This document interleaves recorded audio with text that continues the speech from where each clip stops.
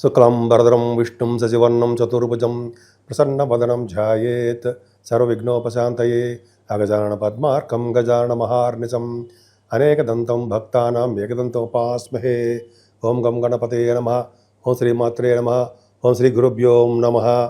ఈ టీవీని వీక్షిస్తున్నటువంటి ప్రేక్షకులందరికీ కూడా పేరు పేరున నా హృదయపూర్వక నమస్కారాలు. ఇప్పుడు మనం జూన్ 1వ తారీఖు నుంచి జూన్ 30వ తారీఖు వరకు కూడా ఈ 12 రాశుల వారికి ఎలా ఉండబోతుందో తెలుసుకుందాం. దానికంటే ముందర నా పేరు వాడరేవు ఆదినారాయణరావు శర్మ. 7075389589 7075389589. మీ జాతకాలు చూపించుకోవాలనుకున్నా, అదే ఏదైనా ముహూర్తాలు పెట్టించుకోవాలనుకున్నా మా ఆది ఆస్ట్రాలజీకి ఫోన్ చేయండి. నేను తప్పకుండా నేనే లిఫ్ట్ చేస్తాను ఫోను. ఒకవేళ ఇలా షూట్స్లో ఉన్నప్పుడు, అదే జాతకాలు చెప్తున్నప్పుడు నేను లిఫ్ట్ చేయలేకపోవచ్చు, వాట్సాప్ మెసేజ్ పెడితే తప్పకుండా నేను మీకు రెస్పాండ్ అవుతాను. సో తప్పకుండా మీకు రెస్పాండ్ అవ్వడమే కాకుండా మీకు జవాబులు కూడా చెప్తూ ఉంటాను. మీకు ప్రాబ్లమ్స్ ఉంటే చెప్తూ ఉంటాను. ధనుర్రాశి వారికి బ్యూటిఫుల్ అండి. 3 గ్రహాలు మిమ్మల్ని చూస్తున్నాయి. ఈ రాశిని 4వ గ్రహం నుండి శనీశ్వరుడు చూస్తున్నాడు. ఎందుకంటే మీకు ఏం కావాలి అంటే, ముఖ్యంగా గురు ప్రభావం వలన మీ రాశిని గురుడే చూడడం వలన అశ్వసంపద, అశ్వవిద్య, గుర్రాలకు సంబంధించినటువంటి మీరు వాటిల్లో మీరు ఉంటారు అని అర్థమైపోతుంది కదా. అశ్వసంపదలో ఉంటారు.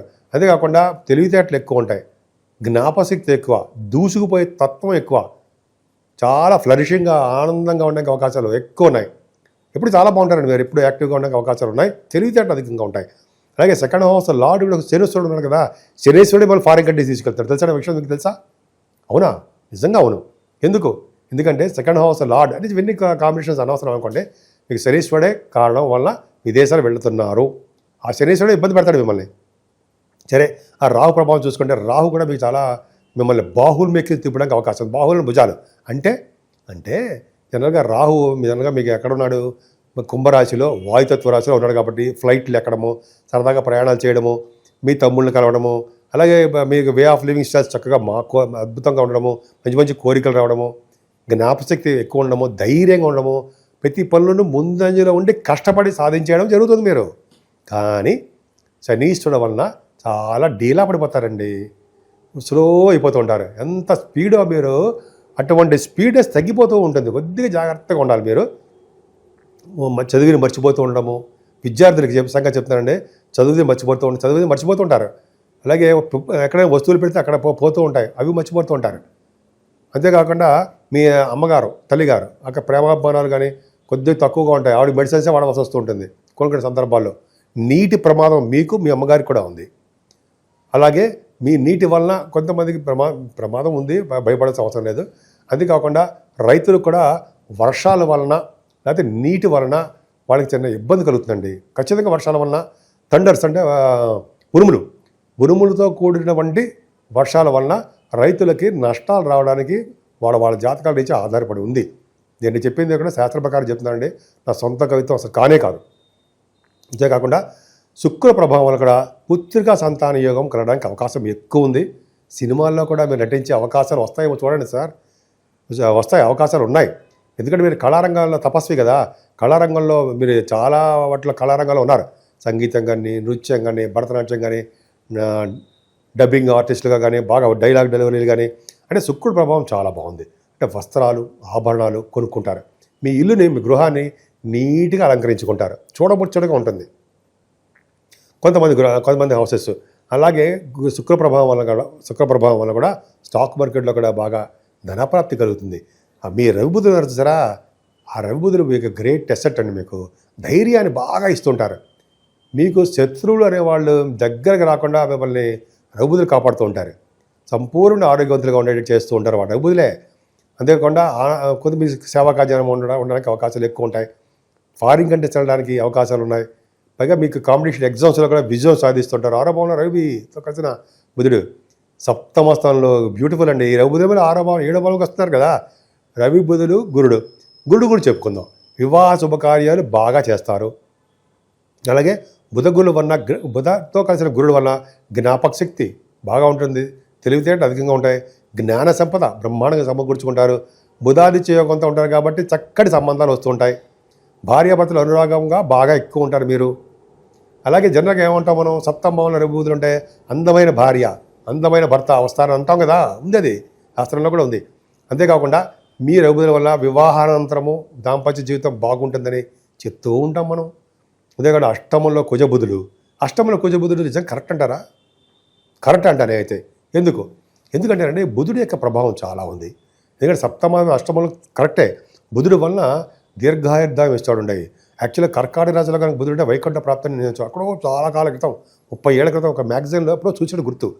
బుధుగురులు కాంబినేషన్ ఉంటే 30 ఏళ్ల క్రితం కాదు, 30 ఏళ్ల క్రితం మ్యాగజైన్లో చెప్తున్నాను నేను నిజంగా నాకు 30 ఏళ్ళ అనుభవం, ఎలాగో 35 ఏళ్ళ అనుభవం ఉంది నాకు. సరే పక్క పెడతాం, ఏం చెప్పుకోకూడదు. కానీ బుధుడి వలన మీకు చక్కటి ఆయుర్దాయం ఉంటుందండి. గవర్నమెంట్ ద్వారా డబ్బు సంపాదన ఉంటుంది. అంతే విష్ణులాగా ప్రాప్తి అని అంటాం మనం. అది ఎంతవరకు నిజమో తెలియదు మనకి, బట్ ఏంటంటే వైకుంఠ ప్రాప్తి అంటుంటాం మనం. అంతేకాకుండా ఫారిన్ కరెన్సీ బాగా వస్తుంది, విదేశీ పర్యటన జరుగుతుంది. కానీ స్కిన్ సంబంధించిన ప్రాబ్లమ్స్ రావడానికి, నీటి వలన ప్రమాదం జరగడానికి అవకాశం ఉంది. ఈ కుజబుధుల వలన మ్యాథమెటిషియన్స్కి కూడా డబ్బు ఖర్చు అధికంగా ఉంటుంది. ఫైనాన్షియల్ తర్వాత వచ్చే ధనయోగము డాక్టర్స్ కూడా ఉంది. అదే కుజుడు మీకు భాగ్యంలోకి వచ్చాడండి. బ్యూటిఫుల్. అంటే 12th house lord in 9th house. మీరు ఫారిన్ వెళ్ళడానికి రెడీగా ఉండండి. ఎందుకయ్యా, ఇటు శని తీసుకెళ్తున్నాడు, ఓ పక్కన కుజుడు తీసుకెళ్తున్నాడు మిమ్మల్ని.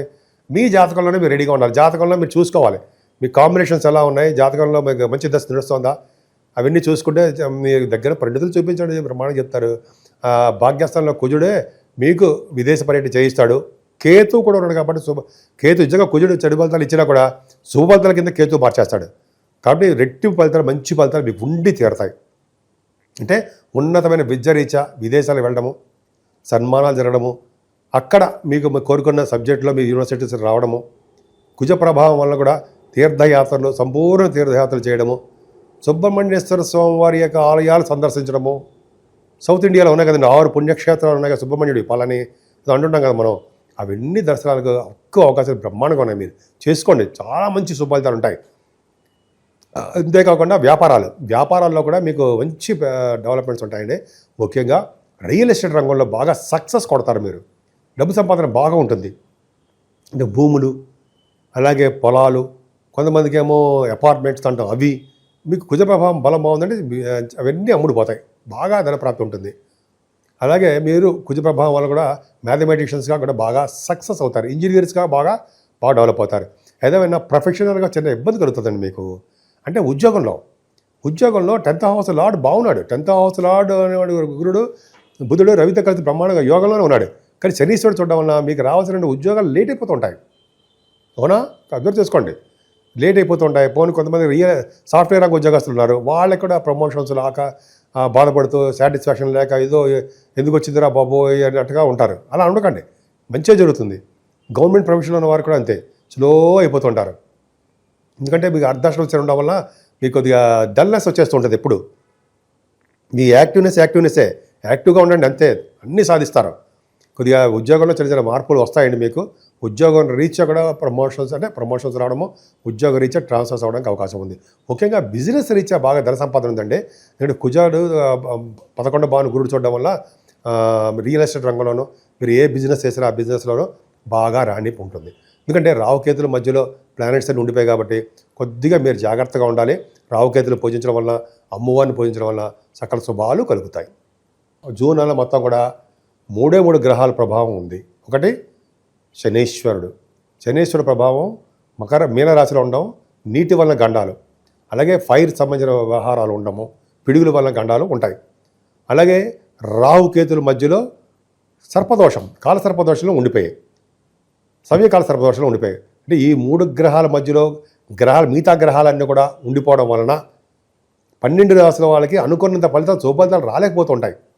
కాబట్టి మనం రాహుకేతులకు సంబంధించినటువంటి పూజలు చేసుకోవడము, మెయిన్ కాళహస్తి వెళ్ళాలండి. వెళ్ళలేకపోతే మన ఊళ్ళోనే చేసుకుందాం రాహుకేతులు పూజలు. అమ్మవారు మెయిన్ కనకదుర్గ అమ్మవారిని పూజించిన వారికి, గణపతి ఆరాధన చేసేవారికి ఖచ్చితంగా రాహుకేతుల వచ్చే దోషాలు తగ్గుతాయి. ముఖ్యంగా చాలామంది చెప్తారు కదా, కలియుగంలో అమ్మవారు గౌరీ అండ్ వినాయక, అంటే కలియుగంలో గౌరీదేవుని అంటే అమ్మవారిని అలాగే వినాయకుడిని పూజించాలి అంటాం కదా మనం. ఖచ్చితంగా కలియుగంలో పూజించాల్సిందే. ఎంతమంది దేవుడిని పూజించినా సరే వినాయకుడిని అమ్మవారిని పూజ చేయకపోతే ఆ ఫలితం ఉండదు. కలియుగంలో గుర్తుపెట్టుకోండి, మరి నేను చెప్పేది కాదండి, శాస్త్రం చెప్తాను, అదొకటి చేయించాలి. అలాగే శనీశ్వరుడికి తైలాభిషేకాలు బాగా చేసుకోవాలండి. చేసుకోవడం వల్ల మీకు బాగా కలిసి వస్తుంది. ముఖ్యంగా ఆంజనేయ స్వామి వారిని, వెంకటేశ్వర స్వామికి దీపారాధన చేయడము, అఖండ దీపారాధన ధ్వజస్తంభం దగ్గర శనివారం. అలాగే శివుడికి అభిషేకాలు చేసుకుంటే సకల దోషాల పరిహారం అవుతాయి. ముఖ్యంగా 14వ తారీఖుని సంకటహర చతుర్థి అని వస్తుంది. ఆ రోజుని వినాయకుడిని గరిగితో పూజించిన వారికి సకల శుభాలు, 12 రాసుల వారికి కూడా శుభాలు జరుగుతాయి. అంతేకాదండి, 23వ తారీఖున మాస శివరాత్రి ప్రదోష కాలంలో, అంటే ఈవినింగ్ టైంలో స్వామివారికి అభిషేకాలు చేయించుకున్నా, అది పూజ చేయించుకున్నా మీ గోత్రనామాలతోటి 12 రాసుల వాళ్ళకి శుభఫలితాలే దక్కుతాయి. అంతేకాకుండా 30వ తారీఖు స్కంద పంచమి అని వస్తుందండి. అంతేకాకుండా ఈ నెల నుంచి గురుమూఢమి కూడా ఉంది. అది కొద్దిగా మంచి ముహూర్తాలు ఏమి ఉండవు. సరే, 30వ తారీఖు మాత్రం స్కంద పంచమి వస్తుంది కాబట్టి సుబ్రహ్మణ్యేశ్వర స్వామిని అత్యంత బాగా పూజించాలి కాబట్టి సుబ్రహ్మణ్య స్వామిని పూజ చేసుకుంటే మంచిది. సో ఈ విధంగా మీరు మీకు ఇష్టమైన దేవుడు ఎవరు అని ఉంటే ఆ దేవుడికి పూజించండి.